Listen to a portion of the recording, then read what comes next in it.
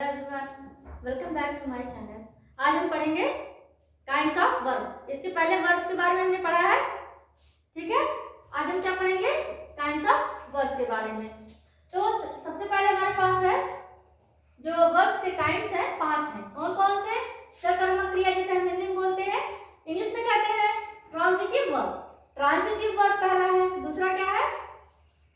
आप देख सकते हैं, पहला ट्रांजिटिव वर्ब, दूसरा इंट्रांजिटिव वर्ब या अकर्मक क्रिया, तीसरा transitive verb of incomplete predication, fourth हमारा आता है intransitive verbs of incomplete predication, जो पांचवा हमारा है ऑक्सिलरी वर्ब्स। तो इन सबको हम एक एक करके पढ़ेंगे। सबसे पहले आते हैं जो ट्रांजिटिव वर्ब्स हैं। तो आप देख सकते हैं कि जो ट्रांजिटिव वर्ब्स है, नाम से ही पता है कि सकर्मक क्रिया।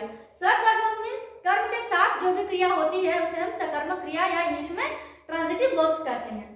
इन क्रियाओं के साथ कर्म का प्रयोग होता है।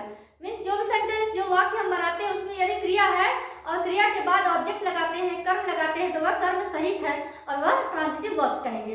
उदाहरण के तौर पर देखिए, I play football. I play football, play हमारा क्या है? वर्ब है। यहाँ यह आई हमारा सब्जेक्ट है, जिसे हम हिंदी में कर्ता बोलते हैं। आई सब्जेक्ट है, प्ले वर्ब है। हम यहाँ तक भी आई प्ले, मैं खेलता हूँ, यहाँ तक भी होता, लेकिन इसके बाद हमने ऑब्जेक्ट लगाया, क्या खेलता हूँ? फुटबॉल। ऑब्जेक्ट के तौर पर हमने फुटबॉल लगाया। यदि यह प्ले वर्ब है, इसके बाद हमने ये इस तरह का कोई भी ऑब्जेक्ट लगा रहे हैं फुटबॉल, तो यह क्या? कर्म के साथ। ये फुटबॉल हमारा ऑब्जेक्ट है, कर्म है। अगला उदाहरण है ही गोज टू मार्केट। वह जाता है, लेकिन कहाँ जाता है? मार्केट। मार्केट को हम ऑब्जेक्ट यानी कर्म के लिए इस्तेमाल कर रहे हैं। जब भी हम कोई ऐसा वाक्य बनाए जहाँ की वर्ब इस्तेमाल करें, वर्ब के बाद हमारा कर्म आए, तो वह कर्म सहित क्रिया होती है और वैसे वर्ब्स को हम ट्रांजिटिव वर्ब्स कहते हैं।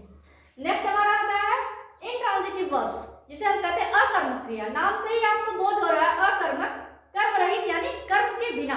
हम कोई वाक्य जैसे ऊपर हमने बनाया पहले वाले ट्रांजिटिव वर्ब्स में, वैसे ही वाक्य बनाएंगे, लेकिन इसमें कर्म जो है वह नहीं रहेगा। एब्सेंस ऑफ ऑब्जेक्ट जो रहता है, जब जिस वर्ब्स में एब्सेंस ऑफ ऑब्जेक्ट रहे यानी कर्म ना रहे, तो वह इंट्रांजिटिव वर्ब्स होते हैं। देखते हैं हम उदाहरण। रोहन लाफ्ड, रोहन हंसता है। लाफ्ड के बाद हमने कोई ऑब्जेक्ट नहीं लगाया कि वह क्यों हंस रहा है, क्या हंस रहा है। अगला है सीता इज वीपिंग, सीता रो रही है। क्यों रो रही है उसका कारण हमने देते तो वह होता कर्म, लेकिन यहाँ कारण नहीं दिया, सिर्फ वह रो रही है, तो इसमें हमारा विलुप्त है क्या? कर्म। इसमें भी जो कर्म है नहीं है, गायब है कर्म।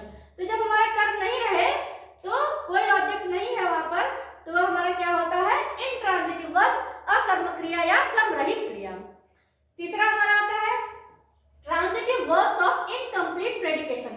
आप जानते होंगे जब इंग्लिश के सेंटेंस बनाए जाते हैं उसमें सब्जेक्ट और प्रेडिकेट होते हैं। जैसे कि ये आई है, आई हमारा क्या था? कर्ता यानी सब्जेक्ट। बाकी इसके बाद के जो भी होते हैं उन्हें प्रेडिकेट कहा जाता है। तो नाम से ही आप देख रहे हैं वर्ब्स रहेंगे, लेकिन इनकम्प्लीट प्रेडिकेशन होंगे।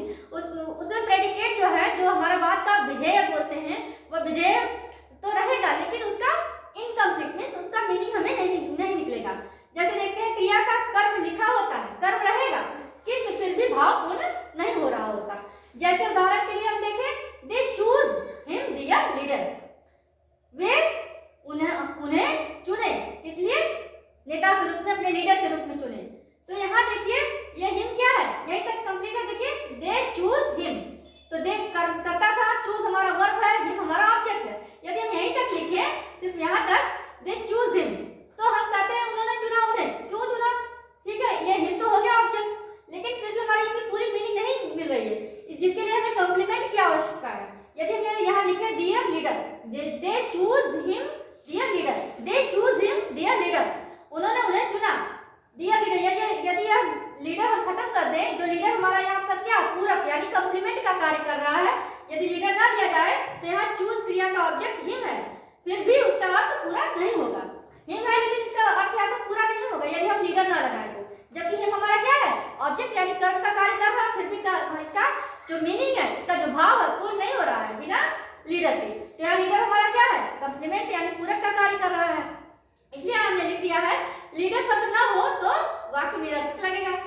ठीक है, तो इसे हम इसलिए यहाँ पर कॉम्प्लीमेंट मींस जो पूरक है उसके लिए उसकी आवश्यकता पड़ती है, बिना पूरक के यह जो वाक्य पूरा भाव नहीं देगा। अगला आता है चौथा इंट्रांजिटिव वर्ब्स ऑफ इनकम्प्लीट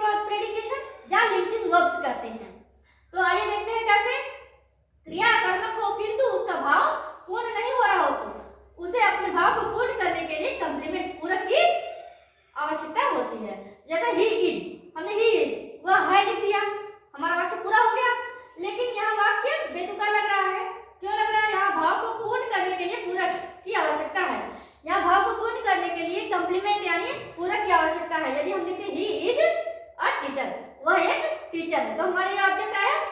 ठीक है, इसी तरह इज की तरह हम am, are, was, were, had, have लगाते हैं। ठीक है, तो ये जो हमारे हैं, जो एम, आर, वाज, वेयर को हम यहाँ इज के लिए ये इज की जगह पे लगा सकते हैं। और जब यहाँ टीचर जो हमारा क्या है, पूरक का कार्य कर रही है, बिना टीचर का यह वाक्य पूर्ण भाव नहीं देगा।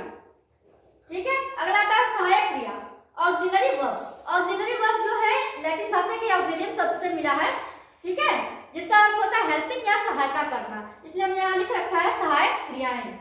ये क्रियाएं किसी अन्य वर्ब को टेंस या मूड बनाने में मदद करती हैं। ये क्रिया जो है किसी अन्य वर्ब जो है, ठीक है, जैसे यहाँ पे लिखा ही विल गो, यहाँ जो ये है ये क्या है, हेल्पिंग वर्ब विल, सहायक क्रिया है।